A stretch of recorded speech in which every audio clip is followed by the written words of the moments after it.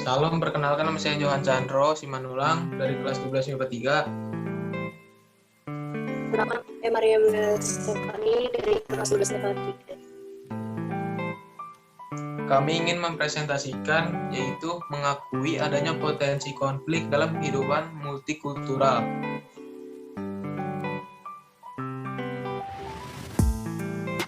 Pengertian multikulturalisme yaitu masyarakat multikultural adalah masyarakat yang terdiri dari berbagai komunitas budaya beserta kelebihannya dan adanya sedikit perbedaan dalam konsepsi tentang dunia, adat, kebiasaan, nilai, bentuk organisasi sosial, dan sejarah.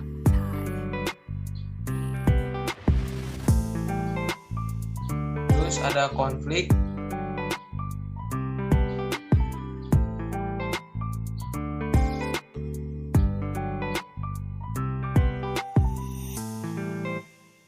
Pengertian konflik yaitu kuasa pengetahuan seperti halnya kelompok agama tertentu, agama yang lain terkait dengan apa yang mereka lakukan. Berbekal pengetahuan yang lebih dari masyarakat, mereka menjadi kelompok yang menentukan segala sesuatu. Dengan sangat mudah akan menunjuk siapa yang salah dan yang benar.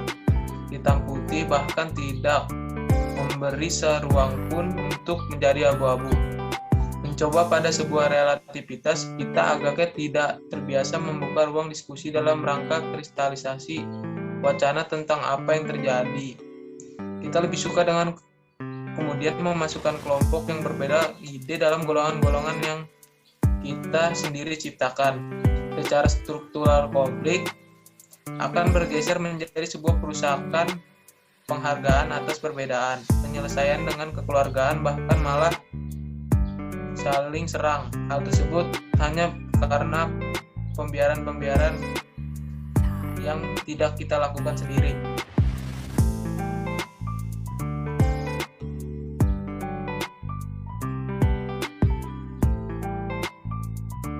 Terus ada faktor penyebab konflik. Yang pertama, perbedaan individu yang meliputi perbedaan pendirian kemudian perasaan. Yang kedua ada perbedaan latar belakang kebudayaan sehingga membentuk pribadi-pribadi yang berbeda. Yang ketiga ada perbedaan kepentingan antara individu atau kelompok. Yang keempat ada perubahan-perubahan nilai ekspres dan mendadak dalam penduduk. Yang kelima ada kurangnya keharmonisan dalam hal interaksi sosial.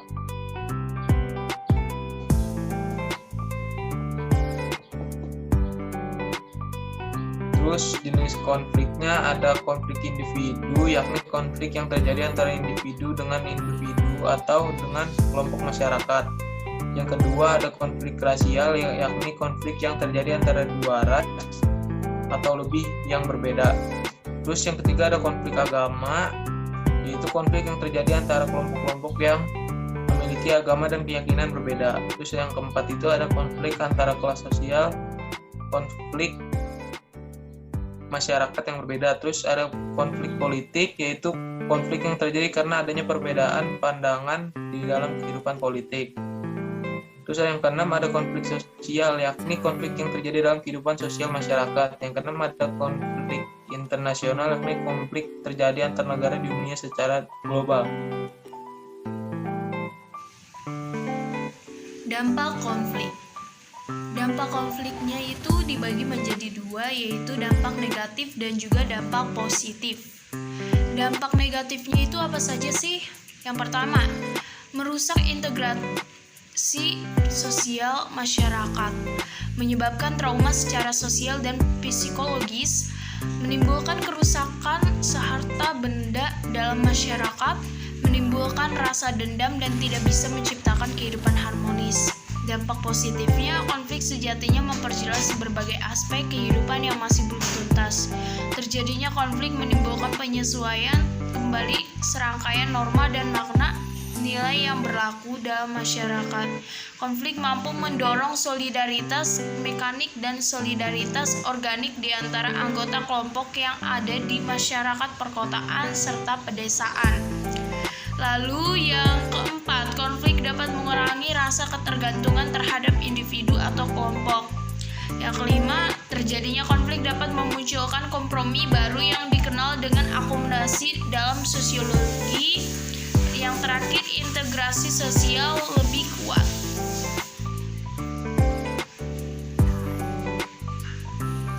Konflik dalam multikulturalisme. Konflik bisa saja terjadi karena perbedaan pandangan antara dua atau lebih kelompok masyarakat di suatu wilayah. Beberapa konflik mengerikan yang pernah terjadi di Indonesia karena disebabkan perbedaan pandangan, yaitu tragedi Sampit pada tahun 2001. Tahun 2001 adalah salah satu sejarah kelam bangsa Indonesia, terutama di daerah Sampit. Tragedi Sampit adalah kerusuhan yang amat mengerikan yang melibatkan dua suku Dayak dan dua suku Madura. Tercatat 500 orang tewas dan 100 orang diantaranya mengalami pemenggalan kepala. Yang kedua, konflik antar agama di Ambon tahun 1999. Konflik ini awalnya dianggap sebagai konflik biasa, namun muncul sebuah dugaan jika ada pihak yang sengaja merencanakan dengan memanfaatkan isu yang ada. Selain itu, ABRI juga tak bisa menangani dengan baik. Bahkan diduga sengaja melakukannya agar konflik terus berlanjut dan mengalihkan isu-isu besar lainnya. Kerusuhan yang terjadi di Ambon membuat kerukunan antar umat beragama di Indonesia jadi memanas hingga waktu yang cukup lama. Konflik antar etnis pada tahun 1998. Konflik ini diawali oleh krisis moneter yang mengakibatkan sendi-sendi negara lumpuh dan meluas sehingga berubah menjadi konflik antar etnis pribumi dan etnis Tionghoa. Konflik ini mengakibatkan banyak aset-aset Tionghoa dijarah dan juga dibakar. Selain itu juga banyak laporan yang menyatakan bahwa telah terjadi pelecehan seksual dan pembunuhan tak bisa dihindari. Konflik antar etnis ini benar-benar menjadikan Indonesia seperti lautan darah. Lalu yang terakhir, konflik antar golongan dan pemerintah, GAM, RMS, dan OPM. Konflik antar golongan memang sering terjadi di Indonesia, namun paling parah adalah perlawanan GAM terhadap pemerintah yang akhirnya dibawa ke dunia internasional. Konflik ini didasari atas keinginan memerdekakan diri dari Indonesia. Sayangnya, pemerintah tidak mengedepankan dialog, sehingga operasi militer pun akhirnya diberlakukan oleh pemerintah selama bertahun-tahun dan telah memakan banyak korban. Konflik ini akhirnya mereda setelah terjadi kesepakatan yang menjadikan Aceh sebagai daerah otonomi khusus. Dirasa pentingnya pengamalan paham multikultural sebagai sebuah konsep atau pemikiran tidak muncul dalam ruangan kosong, namun ada interest politik, sosial ekonomi, dan intelektual yang mendorong kemunculannya. Penyebab multikulturalisme dalam kerangka politik multikulturalisme. Kimlika mengemukakan terdapat dua aspek kemunculnya multikulturalisme, yakni migrasi yang masuk ke suatu daerah dan adanya kebanggaan sebagai minoritas. Aspek pertama dialami oleh negara-negara tujuan imigran dalam studi kasus yang diteliti pada negara Amerika Serikat, Kanada, dan Australia.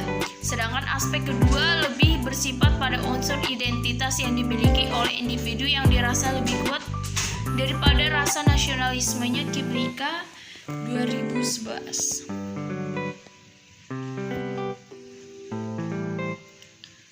Pada dasarnya semua bangsa di dunia bersifat multikultural. Adanya masyarakat multikultural memberikan nilai tambah bagi bangsa tersebut. Keberagaman ras, etnis, suku, ataupun agama menjadi karakteristik tersendiri.